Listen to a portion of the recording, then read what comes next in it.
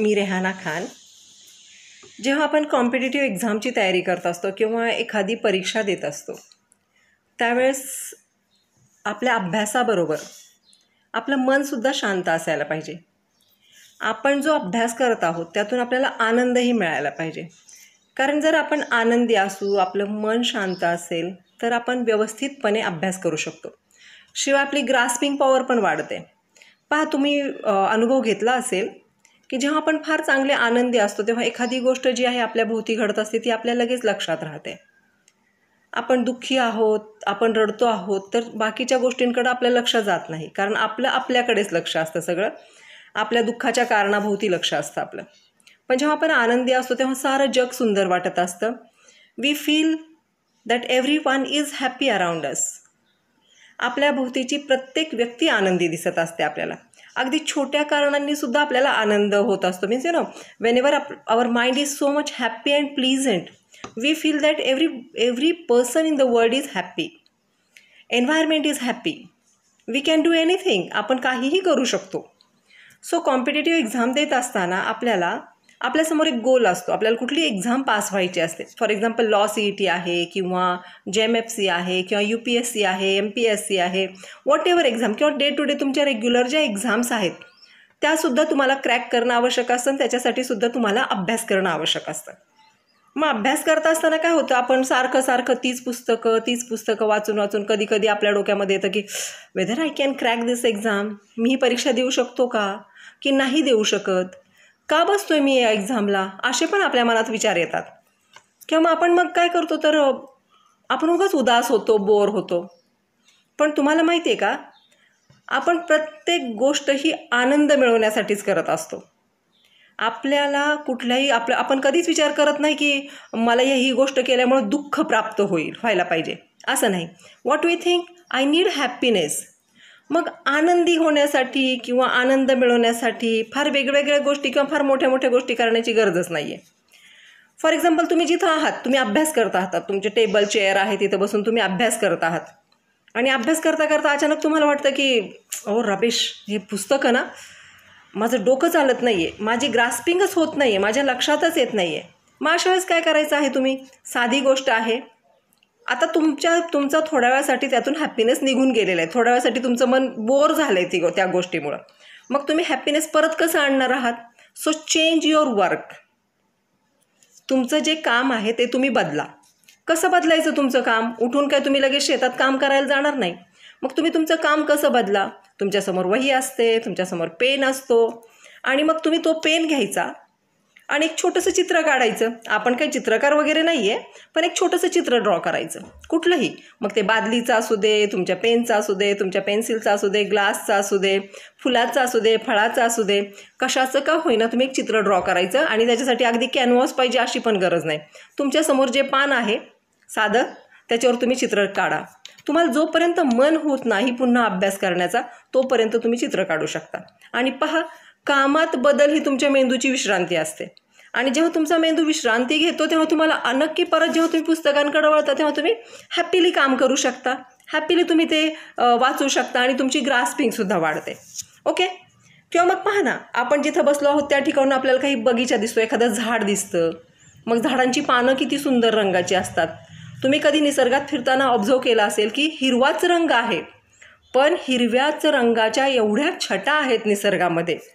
एक छटा पाहण्यात जरी आपण 5 मिनटं 10 मिनटं वेळ घालवला ना तरी आपण तासभर आरामात आनंदी राहू शकतो.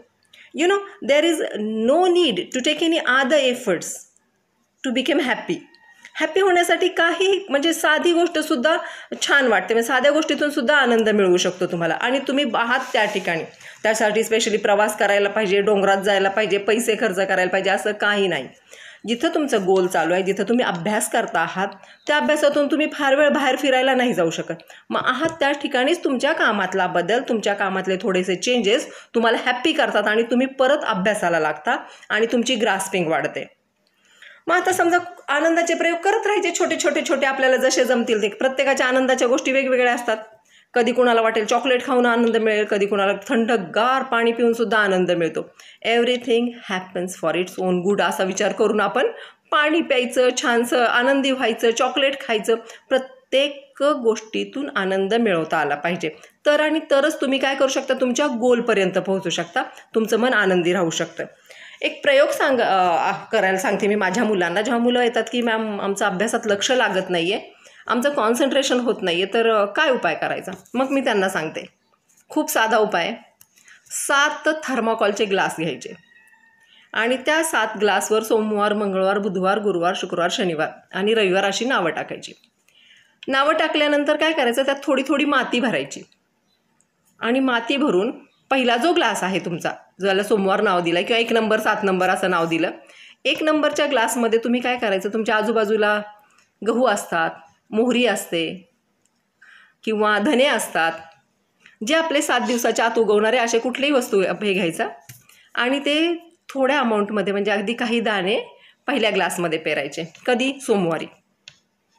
मग मंगळवारी त्याला थोडंसं पाणी टाकायचं, सोमवारीच त्याला थोडं पाणी टाकायचं. मग मंगळवारच्या ग्लासमध्ये मंगळवारी पुन्हा ते धने पेरायचे किंवा ते तुम्ही जो बियाणं निवडले ते पेरायचं. असं करत करत करत तुम्ही 7व्या दिवसापर्यंत ते बियाणं पेरायचं.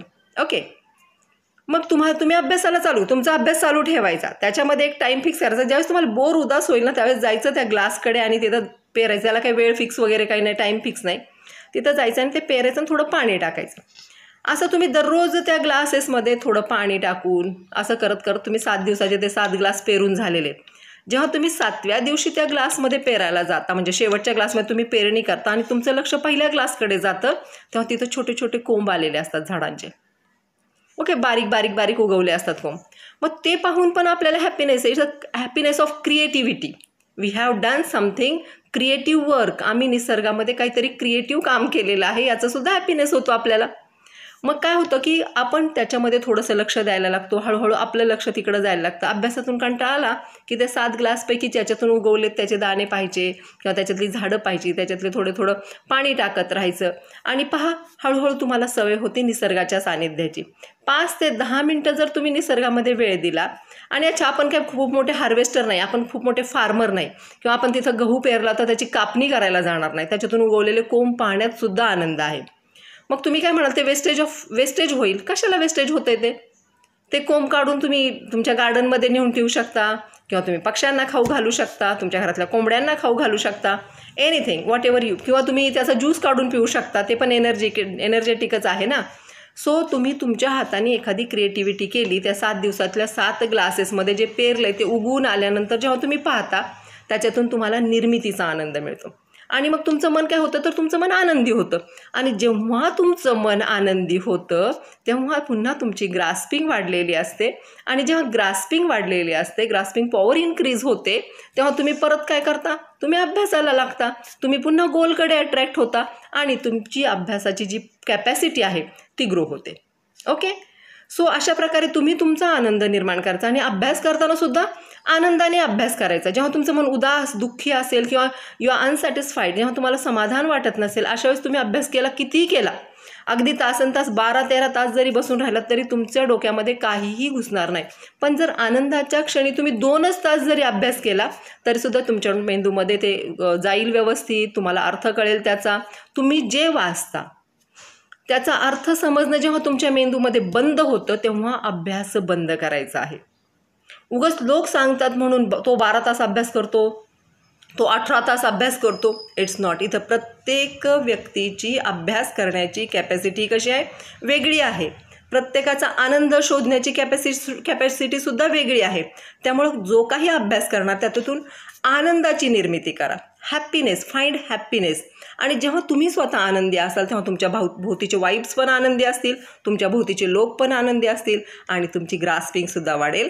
आणि हे तुम्हाला अभ्यास करायला तर मदत करेलच, शिवाय तुम्ही ज्या कॉम्पिटिटिव्ह एक्झामसाठी बसलात किंवा ज्या परीक्षेसाठी तुम्ही ॲपियर होणार आहात त्याच्यामध्ये तुम्हाला यशसुद्धा मिळेल. ओके. सो अशा प्रकारे अभ्यास केलात तर यश काही लांब नाही.